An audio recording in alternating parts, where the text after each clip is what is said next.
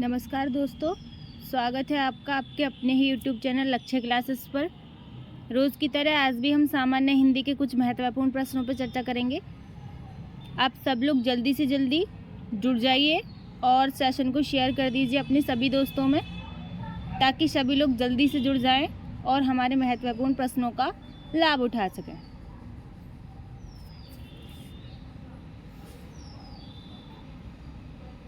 चलिए, आशा करते हैं आप सब लोगों ने शेयर कर दिया होगा।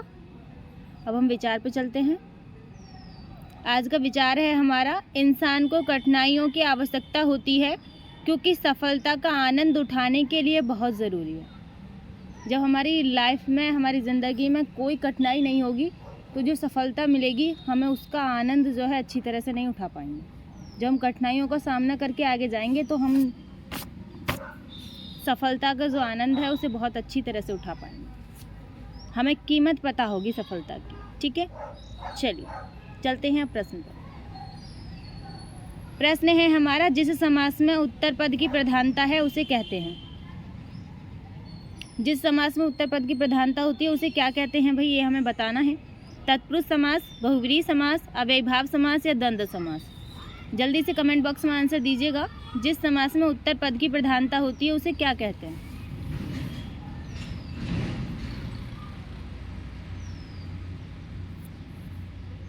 चलिए आंसर ले लेते हैं, क्या होगा। जिस समास में उत्तर पद की प्रधानता होती है उसे क्या कहते हैं भाई।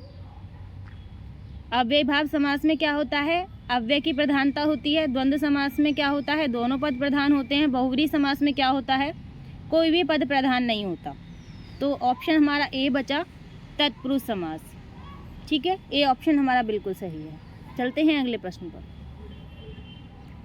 प्रश्न है हमारा, अहेतुकी का शुद्ध रूप है। शब्द लिखा हुआ है अहेतुकी और इसका हमें शुद्ध रूप बताना है, क्या है। 4 ऑप्शन दिए हुए हैं, इनमें से देखकर आपको ये बताना है कि ये शब्द शुद्ध रूप में कैसे लिखा जाता है। जल्दी से ऑप्शन में देखकर आंसर दीजिएगा। अच्छा प्रश्न है और ये कई बार एग्जाम में पूछा भी गया है, तो जल्दी से आंसर दीजिएगा।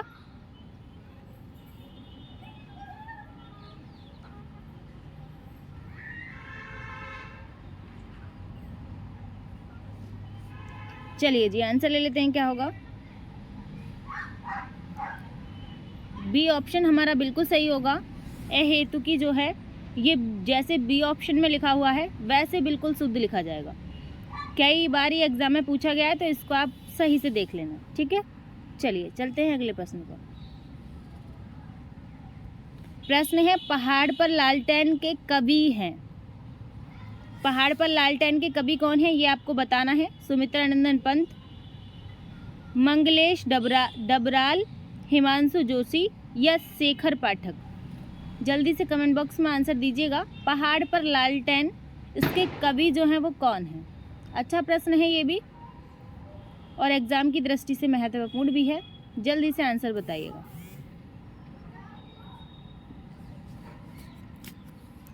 चलिए आंसर ले लेते हैं, क्या होगा। पहाड़ पर लालटेन, इसके कवि जो है वो कौन है, मंगलेश डबराल।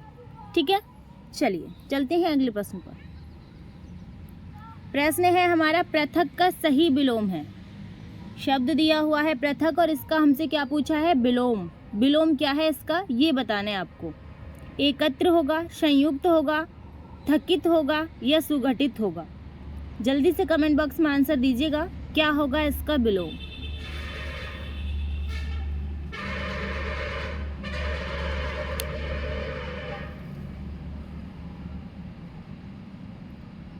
चलिए आंसर ले लेते हैं भाई, क्या होगा।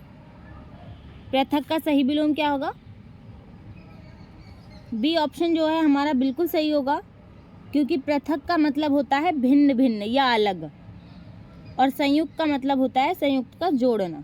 तो पृथक का जो विलोम होगा वो संयुक्त होगा। ठीक है, चलिए चलते हैं अगले प्रश्न पर। प्रश्न है, विधेय के अंतर्गत आता है। क्या आता है विधेय के अंतर्गत ये हमें बताना है। कर्म आता है, कर्ता आता है, कर्म व क्रिया दोनों आते हैं या क्रिया आती है। जल्दी से कमेंट बॉक्स में आंसर दीजिएगा भाई, विधेय के अंतर्गत क्या आता है।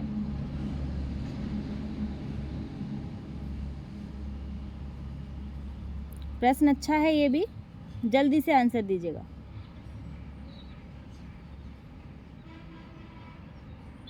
चलिए आंसर ले लेते हैं, क्या होगा, विधेय के अंतर्गत क्या आता है।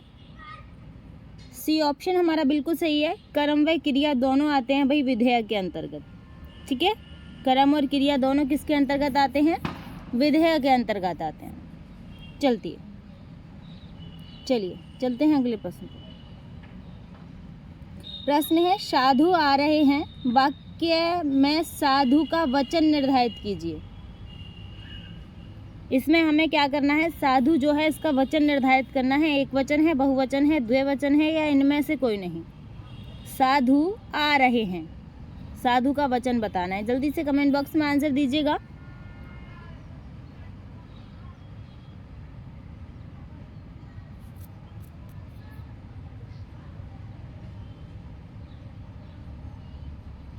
चलिए भाई आंसर ले लेते हैं, क्या होगा, साधु का वचन होगा बी ऑप्शन, बहुवचन। ठीक है, चलते हैं अगले प्रश्न पर। कुम्हार अपना ही घड़ा सराहता है, इसका अर्थ बताना है हमें। क्या होगा, अपनी ही प्रशंसा करना, अपनी बनाई हुई वस्तु को सबसे अच्छी लगती है, अपनी बनाई हुई वस्तु सबको अच्छी लगती है, किसी को बोलने नहीं देना, दूसरे की वस्तु को तुच्छ समझना। कुम्हार अपना ही घड़ा सराहता है, इसका अर्थ बताना है। ठीक है, 4 ऑप्शन दिए हुए हैं, इनमें से ये बताना है आपको सही अर्थ क्या है। अच्छा प्रश्न है ये भी। चलिए आंसर ले लेते हैं, क्या होगा, कुम्हार अपना ही घड़ा सराहता है। बी ऑप्शन यहाँ पे हमारा बिल्कुल सही होगा, अपनी बनाई हुई वस्तु सबको अच्छी लगती है, ये बिल्कुल सही आंसर है। ठीक है, चलिए चलते हैं अगले प्रश्न पर। प्रश्न है हमारा, शोक किस रस का स्थायी भाव है। जल्दी से कमेंट बॉक्स में आंसर दीजिएगा कि शोक जो है ये किस रस का स्थायी भाव है, शांत रस का, करुण रस का, हास्य रस का, या वीर रस का।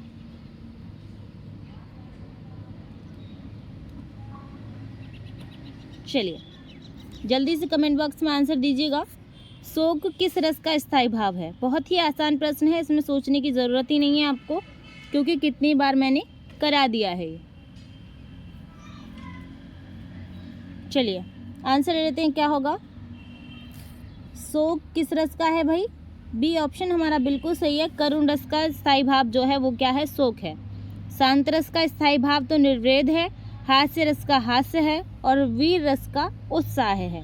ठीक है, चलिए चलते हैं अगले प्रश्न पर। प्रश्न है हमारा, लखनऊ किस बोली क्षेत्र में आता है, अवधी में, ब्रज में, बुंदेली में, या बघेली में। जल्दी से कमेंट बॉक्स में आंसर दीजिएगा, लखनऊ किस बोली क्षेत्र में आता है।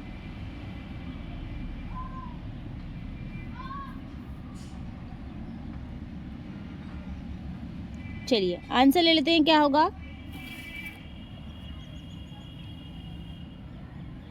लखनऊ जो है ये किस बोली क्षेत्र में आता है भाई, बघेली में नहीं आता, बुंदेली में भी नहीं आता, ब्रज में भी नहीं आता। ए ऑप्शन बिल्कुल सही है हमारा, अवधी में। लखनऊ जो है वो अवधी बोली क्षेत्र में आता है। चलते हैं अगले प्रश्न पर। प्रश्न है, कहावत शब्द में प्रयुक्त प्रत्यय है। कहावत शब्द में क्या प्रत्यय है ये आपको बताना है, हावत, वत, कह, या आवत। जल्दी से कमेंट बॉक्स में आंसर दीजिएगा, प्रश्न अच्छा है।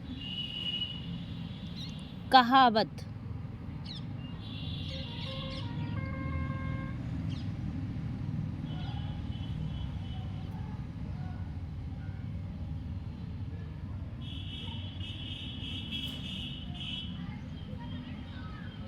चलिए आंसर लेते हैं, क्या होगा, कहावत शब्द में कौन सा प्रत्यय है, हावत नहीं है, व्रत नहीं है, कह नहीं है, आवत। ठीक है, डी ऑप्शन बिल्कुल सही है हमारा।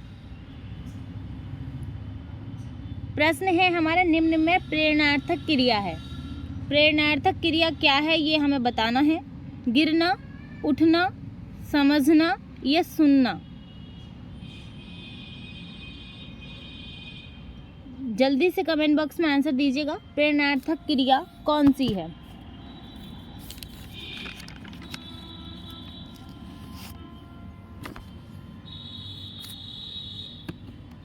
चलिए आंसर ले लेते हैं, क्या होगा। यहाँ पे थोड़ा मिस्टेक है भाई, इसको थोड़ा आप ठीक कर लेना। यहाँ समझना नहीं है, समझाना है, ठीक है, समझाना, ये यहाँ पे आ लगा लो आप, ठीक है, समझाना। प्रेरणार्थक क्रिया आप पूछिए तो आप आसानी से बता देंगे। जो काम दूसरा करता है, दूसरे को कराते हैं, वो प्रेरणार्थक क्रिया होती है। गिरना तो दूसरा थोड़ी ना गिरा है। उठना भी स्वयं को पड़ेगा, सुनना भी स्वयं को पड़ेगा, लेकिन समझाना तो दूसरे को पड़ता है। तो ये हमारी प्रेरणार्थक क्रिया है। चलिए चलते हैं अगले प्रश्न पर। निम्न में विशेषण शब्द है। विशेषण शब्द कौन सा है ये आपको बताना है। लड़कपन, उचित, कठोरता, घबराहट, कौन सा इसमें विशेषण शब्द है ये बताना है। जल्दी से कमेंट बॉक्स में आंसर दीजिएगा। आसान प्रश्न है।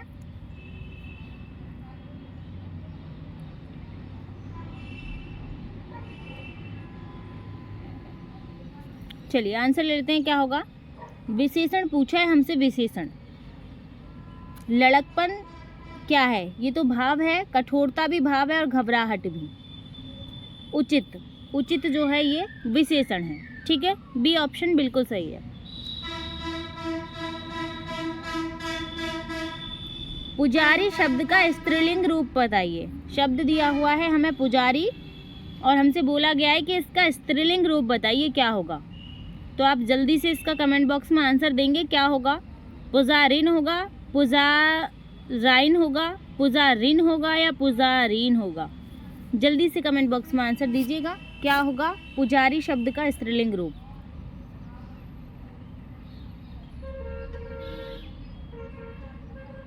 चलिए आंसर ले लेते हैं, क्या होगा। पुजारिन शब्द का जो सही स्त्रीलिंग रूप होगा वो डी ऑप्शन होगा हमारा, ठीक है। जो डी ऑप्शन है ये बिल्कुल सही होगा, ठीक है, अन्य में कोई ना कोई त्रुटि है। चलते हैं अगले प्रश्न पर। प्रश्न है जातिवाचक संज्ञा शब्द है। जातिवाचक संज्ञा शब्द कौन सा है ये आपको बताना है, ठीक है। जल्दी से कमेंट बॉक्स में आंसर दीजिएगा भाई।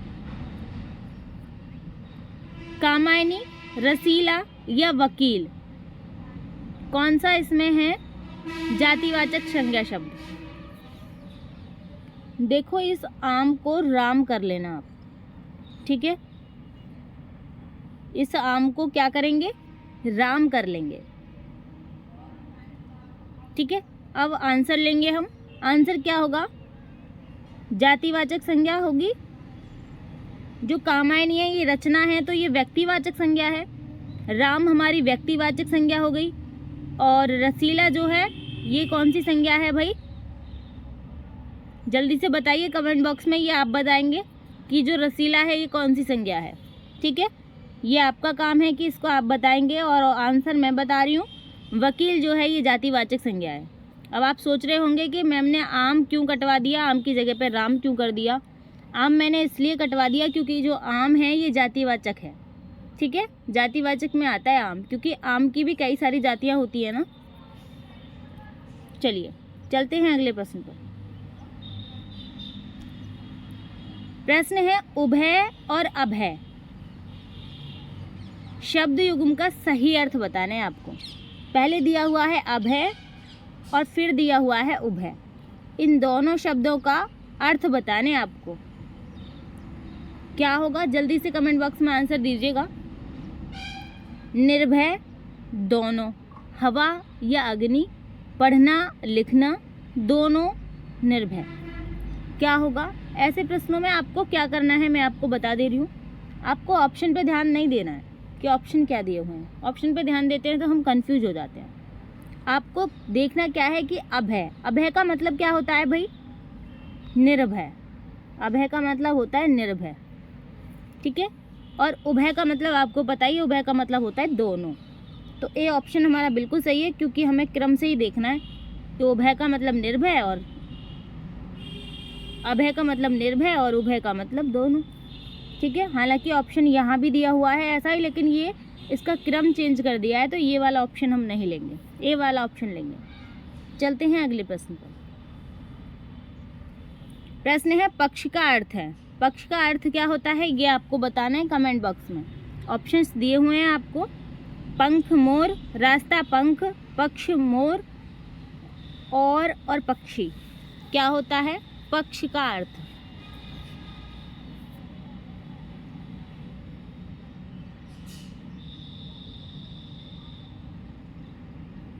चलिए जी आंसर ले लेते हैं, क्या होगा पक्ष।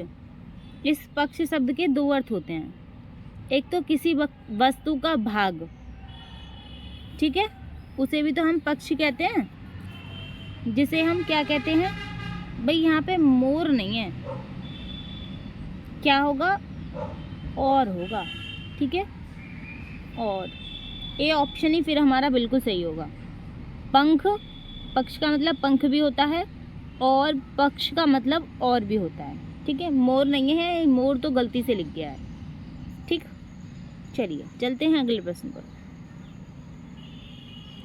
प्रश्न है जो खाने योग्य न हो, जो खाने योग्य नहीं है उसे हम क्या कहेंगे ये आपको बताना है। अखाद्य कहेंगे, पथ कहेंगे, अपाच्य कहेंगे या अलभ्य कहेंगे। जल्दी से कमेंट बॉक्स में आंसर दीजिएगा, जो खाने योग्य नहीं है उसे क्या कहेंगे।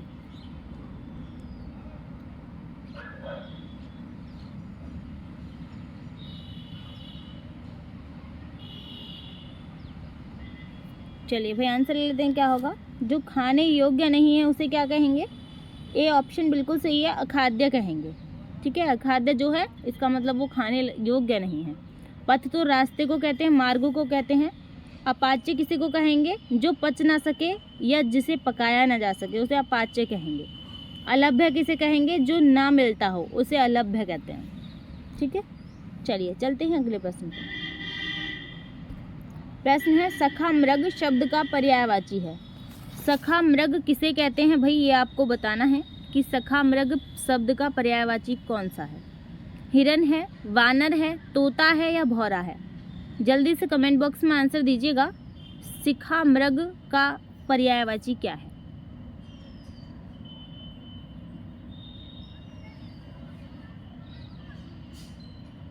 चलिए आंसर ले लेते हैं, क्या होगा। बी ऑप्शन जो है हमारा बिल्कुल सही है, वानर। ठीक है, सखा मृग किसे कहते हैं, वानर को कहते हैं। हिरन के पर्यायवाची जो हैं वो इस तरह हैं, मृग है, सारंग है, कुरंग है। तोता के जो हैं वो इस प्रकार हैं, सुख है, रक्ततुंड है, दांडिम है। और भौरा के क्या है, अली है, मधुकर है, भ्रमर है। ठीक है, चलिए चलते हैं अगले प्रश्न पर। प्रश्न है हुक्का पानी में समास है। शब्द दिया हुआ है हमारा हुक्का पानी, और इसमें हमें बताना है समास कौन सा है। द्विगु समास है, द्वंद्व समास है, तत्पुरुष समास है, कर्मधारय समास है। जल्दी से कमेंट बॉक्स में आंसर दीजिएगा, कौन सा समास है इसमें, हुक्का पानी।